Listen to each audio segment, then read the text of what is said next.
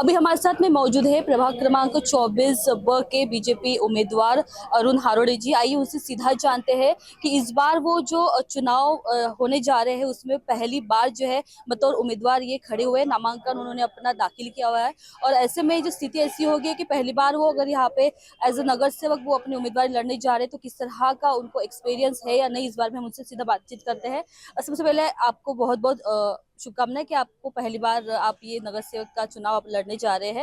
आपका एक business background है और इस बिजनेस बैकग्राउंड के तहत आप मतलब पहली बार नगर सेवक का चुनाव लड़ने जा रहे हैं, किस तरह से बैलेंस करके रखे सारी चीजें?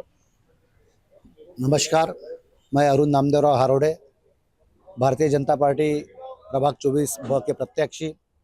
मैं सभी प्रभाग वासियों को नव वर्ष की बहुत बहुत शुभकामनाएं देता हूं और इसी शुभकामनाओं के साथ मैं पिछले 25 साल से भारतीय जनता पार्टी का पदाधिकारी, बूथ प्रमुख से लेकर वार्ड अध्यक्ष और अभी तक पदाधिकारी पद पर था। इसमें मैंने भारतीय जनता पार्टी और हमारे नगर सेवकों के माध्यम से, हमारे आमदार साहब के माध्यम से जो भी लोगों के तक पहुंचना, लोगों की सेवा करना और जो कार्य करना है वो भारतीय जनता पार्टी में हम करते रहे। और भारतीय जनता पार्टी का कोई भी पदाधिकारी हो, कार्यकर्ता हो, वो सक्षम होता है कि उसको आगे क्या करना है, क्योंकि भारतीय जनता पार्टी ऐसी पार्टी है जो हर महीने हर कार्यकर्ता को चार्ज करते रहती है, हर मीटिंगें लेते रहती है, एक्सपीरियंस देते रहती है।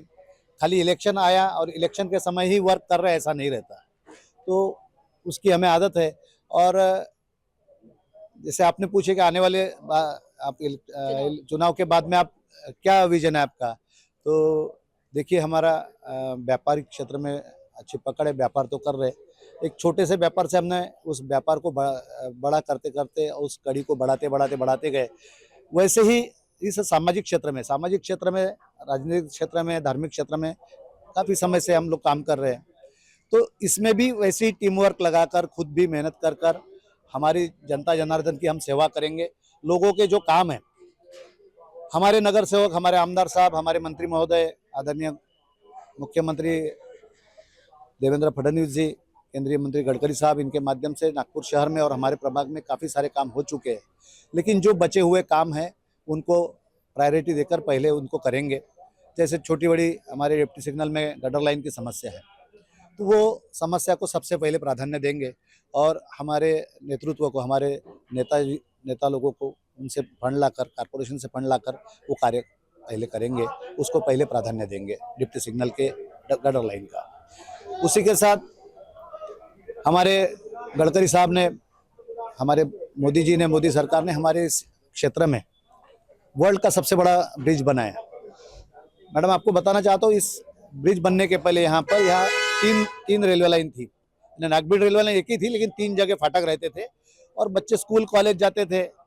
कोई नौकरी पे जा रहा है तो आधा घंटा ट्रेन आती थी तो वो फाटक पे खड़ा रहना पड़ता था। वो ब्रिज बनने से आज हम लोगों का समय बच गया और हमारे बच्चे सुरक्षित स्कूल कॉलेज जाते हैं, पेपर देने जाते, पढ़ाई करने जाते। हमारे भाई लोग वहाँ से जाने आने, ऐसे असंख्य कार्य है। पूरब नागपुर में 11 फ्लाईओवर, 7 अंडरपास हमारे आमदार कृष्णा भाऊ खोपड़े जी के माध्यम से यहाँ बनाए गए। और इस क्षेत्र में, पूरब नागपुर में लगभग 80% कार्य सीमेंट रोड के हो चुके हैं। हमारे प्रभाग में भी हमारे नगर सेवकों के प्रयासों से, हमारे आमदार जी के माध्यम से बहुत से कार्य हो चुके हैं और जो बचे कार्य है वो हम सभी चारों नगर सेवक आगे चुनकर आएंगे, वो मिलकर नागपुर समय के माध्यम से आप मतदाताओं को क्या अपील करना चाहेंगे? 15 जनवरी को जो है मतदान होने वाले हैं, तो आप क्या अपील करना चाहेंगे मतदाताओं को? मैं मतदाताओं को ये अपील करना चाहता हूँ कि 15 तारीख को कहीं भी कोई भी प्रकार की छुट्टी या कोई प्रकार का पतंग उड़ाने के चक्कर में अपना अमूल्य वोट जो है उसका नुकसान ना करे। सभी माताएं, बहनें, भाई बहन, हमारे जो प्रभाग के वासी है, सब अपने समय पर जाकर सुबह 8 बजे जाकर लाइन में लगकर अपना वोट डालें, वोट करें, देश हित में अपना वोट करें, जनहित में अपना वोट करें। आपके एक वोट से सरकारें बदलती है, आपके एक वोट से मोदी जी हमारे प्रधानमंत्री बने, आपके एक वोट से हमारे देवाभाऊ मुख्यमंत्री बने, आपके एक वोट से हमारे आमदार साहब आमदार बने करके इस नगर का विकास हुआ। आपके एक वोट से हमारे नगर सेवक इस प्रभाग में 4 नगर सेवक बन के पिछले 15-20 साल से यहाँ कार्य कर रहे हैं। तो ये कार्य आगे भी निरंतर प्रगति पथ पर रहे, इसके लिए आपको अपना अमूल्य वोट देना है और भारतीय जनता पार्टी को ही देना है, ऐसी मैं सभी को अपील करता हूँ। क्योंकि विकास करने का कार्य अगर कोई करता है तो भारतीय जनता पार्टी करती है।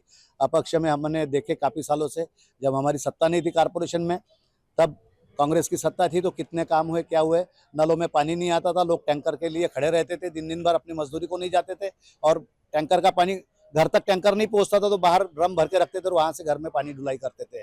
आज सबके घर में पानी जा रहा है, सबको पानी मिल रहा है, 24 घंटे पानी मिल रहा है, और अपोजिशन वाले बोल रहे हैं कि पानी का बिल बहुत आ रहा है।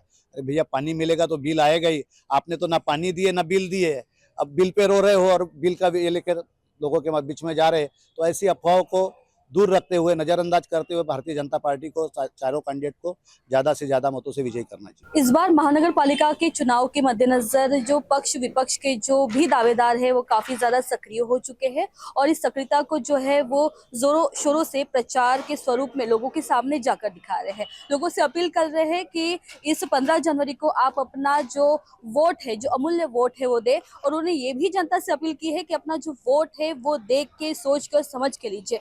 पिछले 14 साल से बीजेपी की जो सत्ता है वो हमारे महाराष्ट्र में है, केंद्र में है। तो ऐसे में जो है, अगर आपका वोट अगर आप किसी भी ऐसे शख्स को देते हैं जो एज अ बतौर नगर सेवक बनने के बाद में वो सक्षम रीत्या अगर पूरा नहीं कर पाया, तो आपका जो वोट है वो धरा का धरा रह जाता है। तो ऐसे हम अभी मौजूद थे प्रभाग क्रमांक 24 में, जहाँ पे हमने अरुण हारोड़े जी से हमने बात की और उनसे जानने की कोशिश की कि इस बार उनकी जो चुनावी रणनीति है वो किस तरह की होने वाली है, और उन्होंने उनके प्रभाग के लिए किस तरह का विजन उन्होंने रखा हुआ है। आप देख रहे हैं नागपुर समय, कैमरा पर्सन वीरेंद्र खुबरागड़े के साथ रिंकू पांतावने, नागपुर।